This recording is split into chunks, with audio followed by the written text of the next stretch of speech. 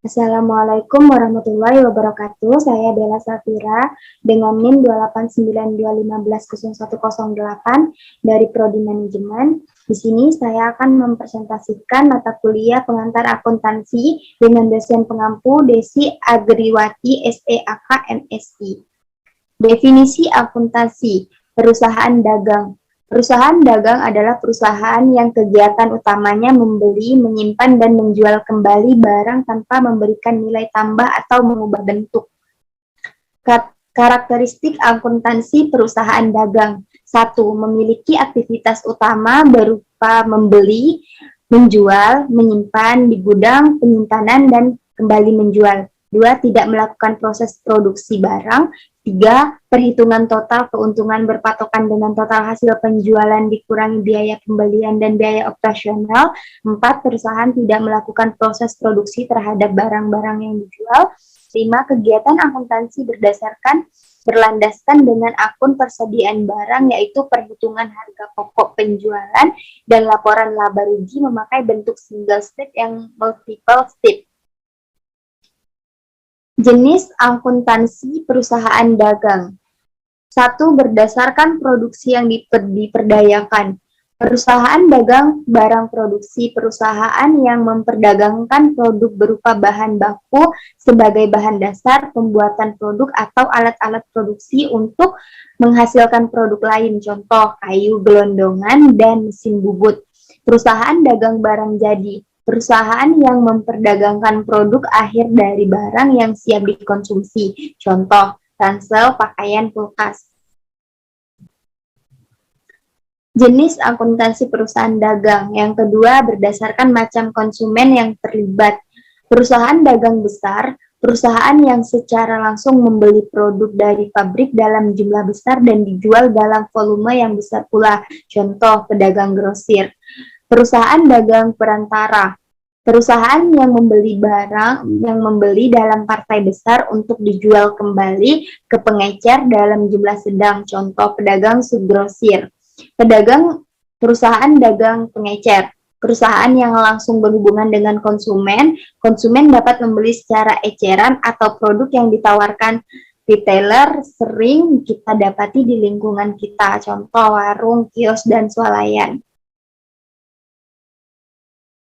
Teori perpetual. Menurut Santoso 2010 241, sistem pencatatan perpetual merupakan suatu sistem pengelolaan persediaan di mana pencatatan mutasi persediaan dilakukan secara terus-menerus dan berkeseimbangan sehingga mutasi persediaan selama satu periode termonitor dan setiap saat jumlah maupun nilai persediaan selama satu periode termonitor dan setiap saat jumlah maupun nilai persediaan dapat diketahui tanpa melakukan secara fisik.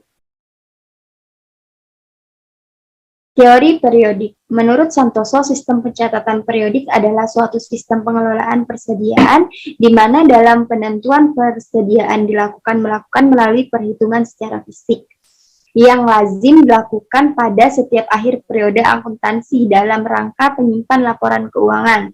Menurut Martani, sistem pencatatan periodik adalah sistem periodik merupakan sistem pencatatan persediaan di mana kuantitas persediaan ditentukan secara periodik, yaitu hanya pada saat perhitungan fisik yang biasanya dilakukan secara stock of name. Pada umumnya, metode pencatatan periodik digunakan dalam perusahaan yang menjual barang harganya relatif murah tapi frekuensi penjumlahan cukup tinggi. Tabel 10. Perbandingan sistem periodik dengan sistem perpetual dapat dilihat dari dasar perbedaannya. Dasar pencatatan, transaksi pembelian, transaksi retur pembelian, transaksi pengurangan harga pembelian, transaksi potongan pembelian, transaksi ongkos angkut pembelian, transaksi pembelian, transaksi penjualan, transaksi retur penjualan, transaksi pengurangan harga penjualan, pencatatan penyesuaian.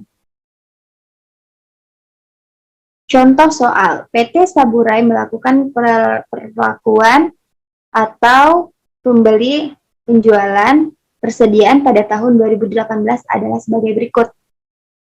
Pada tanggal 2 Januari, persediaan awal sebanyak 200 unit dengan harga 9.000 per unit.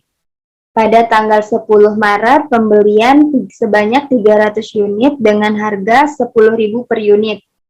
Pada tanggal 5 April, penjualan sebanyak 200 unit dengan harga 15.000 per unit. Pada tanggal 7 Mei, penjualan sebanyak 100 unit dengan harga 15.000 per unit. Pada tanggal 21 September, pembelian sebanyak 400 unit dengan harga 11.000 per unit. Pada tanggal 18 November, pembelian sebanyak 100 unit dengan harga 12.000 per unit. Pada tanggal 20 November, penjualan sebanyak 200 unit dengan harga 12.000 per unit. 10 Desember, penjualan sebanyak 200 unit dengan harga 18.000 per unit. Diminta. 1. Hitunglah nilai persediaan akhir sistem perpetual dengan metode FIFO, LIFO, dan average. 2. Hitung laba kotor dan harga pokok penjualannya. Jawab.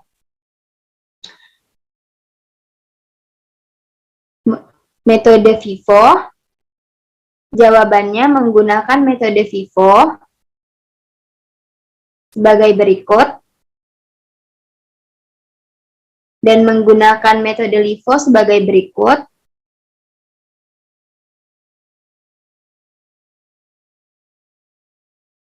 Dan menggunakan metode average sebagai berikut.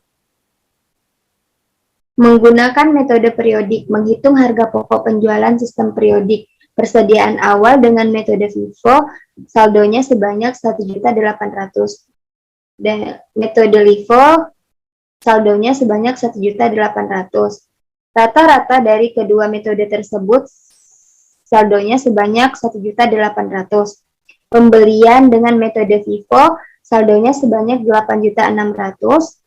Metode LIFO, saldonya sebanyak 8.600.000. Rata-rata dari kedua metode tersebut, saldonya sebanyak 8.600.000. Barang tersedia untuk dijual, metode FIFO, saldonya sebanyak 10.400.000. Menggunakan metode LIFO, saldonya sebanyak 10.400.000. Rata-rata dari kedua metode tersebut, saldonya sebanyak 10.400.000. Persediaan akhir. Menggunakan metode FIFO, saldonya 3.400.000. Metode LIFO, saldonya sebanyak 2.800.000. Rata-rata dari kedua metode tersebut, saldonya sebanyak 3.120.000. Harga pokok penjualan metode FIFO, saldonya sebanyak 7 juta, metode LIFO saldonya sebanyak 7.600.000. Rata-rata dari kedua metode tersebut, saldonya sebanyak 7.280.000.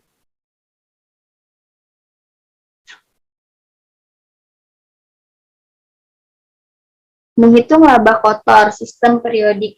Penjualan menggunakan metode FIFO, saldonya sebanyak 11.500.000, metode LIFO saldonya sebanyak 11.500.000.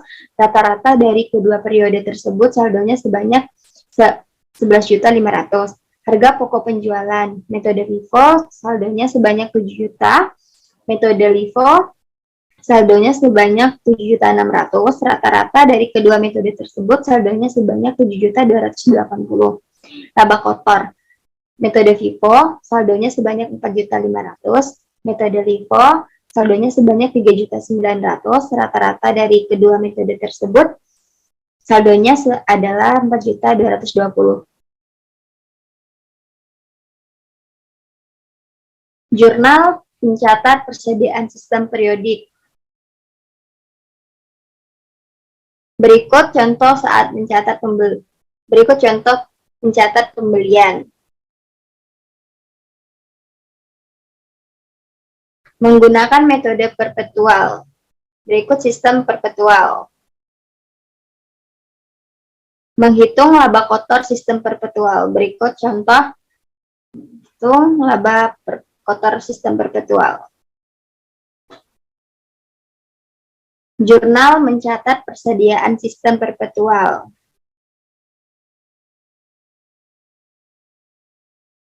Sistem perpetual atau LIFO saat mencatat pembelian, saat mencatat penjualan.